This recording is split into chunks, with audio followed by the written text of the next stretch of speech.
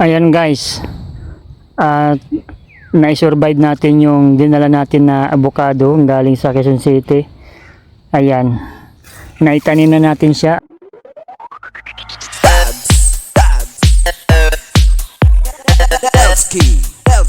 So ayun mga par, dito sa kinatatayuan ko ngayon, meron ako sa inyo ipapakita mga par. Grabe ang lalaki ng mga uwak dito.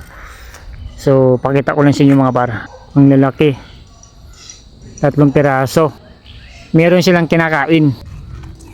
So yun nga mga par, may dala na tayong itak dahil nga yung dala natin na avocado na galing sa Quezon City, dito natin dinala kasi masikip yung taniman doon, kaya dito maluwang, kaya dito natin itanim. Kaya tara, umpisa na natin.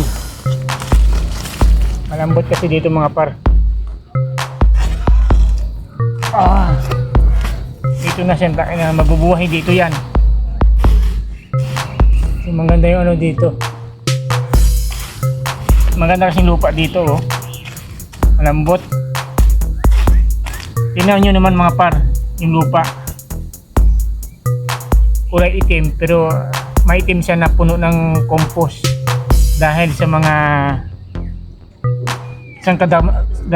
sangkadamakmak na dahon ng mga natutuyo dito, katulad ng mga puno ng mahogani. At siyempre pag matagal na kasi nadudurog, kaya nagiging compost din sa mga damo. Kaya ang ganda ng mga lupa dito at maganda magtanim. Yan. Tanamin natin siya.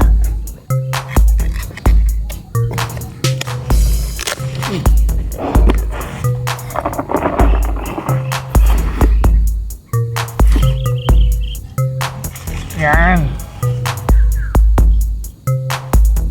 Mabuhay ka at mamunga ng marami.